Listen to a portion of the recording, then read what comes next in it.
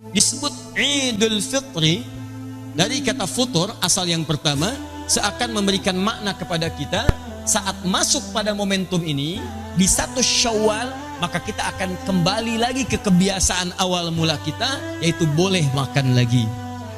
Jelas ya?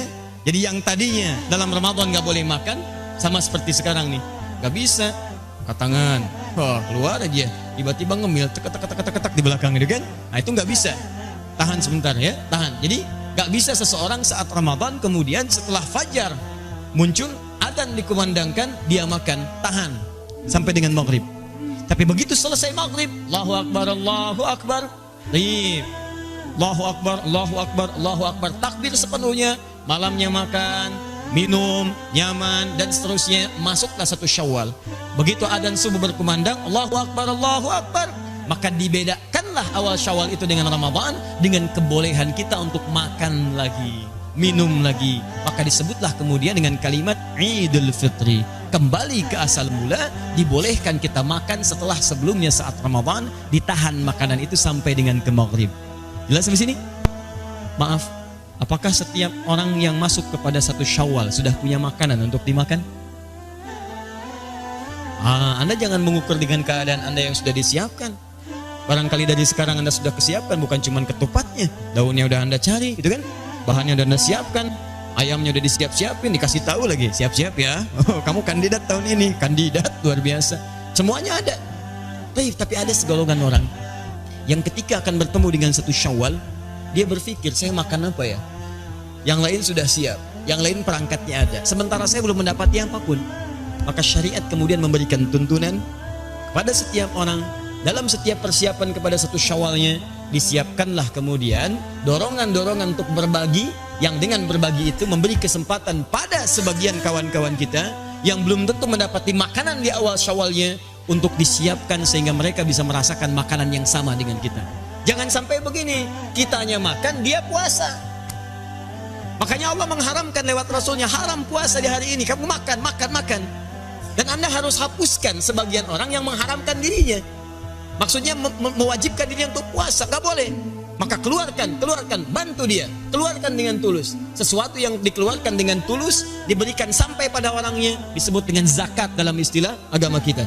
Utu, ati, keluarkan dengan tulus. Zakat, sesuatu yang bertambah nilainya. Ya, az-zakat fil lughah, zakat dalam pengertian bahasa itu bisa berarti sesuatu yang bertambah, sesuatu yang berkah, sesuatu yang berkembang. Seakan Allah ingin katakan, hei, ayo tambah lagi manfaatnya, berikan berkah pada hartamu, bagi orang yang belum bisa mendapatkan makanan pada awal Syawal. Maka kita keluarkanlah saat akhir-akhir Ramadan apa yang disebut dengan zakatul fitri namanya. Nih, zakat fitri dari kata futur. Maka bentuk yang diberikan dari zakat fitri itu sifatnya makanan. Ini poinnya. Dan Anda boleh titipkan pada penyalur zakat, titipan Anda, misal saya nggak bisa nih kalau langsung beli beras dan seterusnya, maka Anda titipkan dalam bentuk uang misalnya. Maka pengelola kemudian mengalihkan uang itu dalam bentuk makanan yang siap untuk diteruskan kepada orang-orang yang berhak untuk menerimanya. Baik Ustaz, boleh nggak kasih beras? Boleh, tapi Anda mesti pikirkan bagaimana dia masak beras itu. Gak mungkin sebelum berangkat sholat dia ngunyah beras, tok batal gitu kan? Gak bisa. Zaman Nabi itu wajar ngasih kurma, kurmanya dimakan, gak dimasak lagi. Gak ada orang Arab menerima kurma misalnya, wah direbus dulu nih, kurma rebus, gak ada. Gak ada, orang makan kurma itu langsung jadi.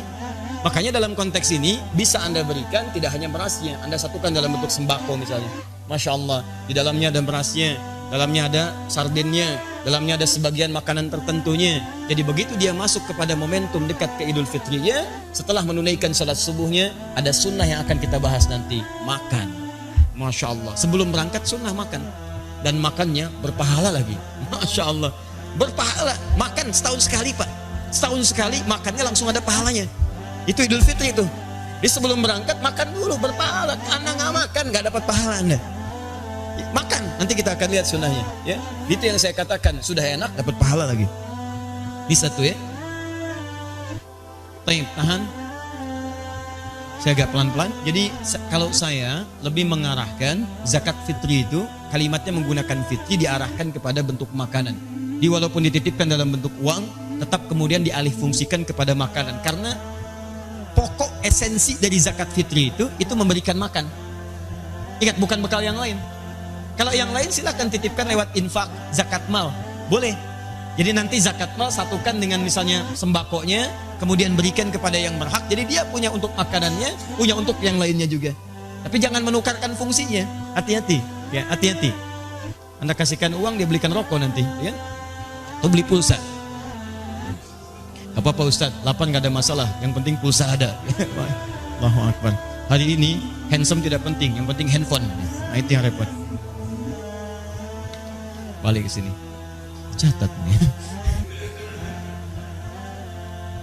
2. Fitri juga bisa seakar dengan kata fitrah. Fitratun. Fitrah. Saya agak pelan-pelan ya. Bismillah. Fitri juga seakar dengan kata fitrah.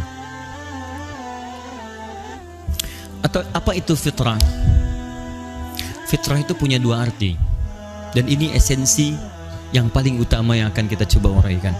Dan ini sangat erat kaitannya dengan Ramadan. Kalau yang tadi aspek fisikal, jadi secara fisik kita kembali makan. Ini yang kedua yang metafisik, dan ini yang sebetulnya lebih dituntut dalam keadaan kita saat latihan Ramadan. Fitrah itu punya dua arti. Pertama, jika disebutkan fitrah, artinya sifat cenderung mendekat kepada Allah. Sifat cenderung mendekat kepada Allah. Kalau dalam konteks beragama, fitrah itu dorongan kuat untuk menegakkan nilai-nilai syariat, nilai agama. Karena cara kita untuk mendekat kepada Allah yaitu dengan bersyariat. Salat itu syariat, baca Quran itu syariat, infak itu syariat. Jadi kalau orang ingin dekat dengan Allah, kerjakan nilai-nilai syariat, rajin salat, rajin infak, rajin baca Al-Quran. Maka muncullah kemudian keterangan di Quran surah ke-30 Ar-Rum ayat yang ke-30. Perhatikan ayatnya. Fa'aqim wajhaka lid-dini hanifa. Fa'aqim wajhaka lid-dini hanifa. Perhatikan baik-baik. Kalimat awal ayat ini dibuka dengan huruf fa.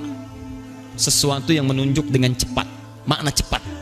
Harfu 'atfin rabitin baina syai'aini bila hudud.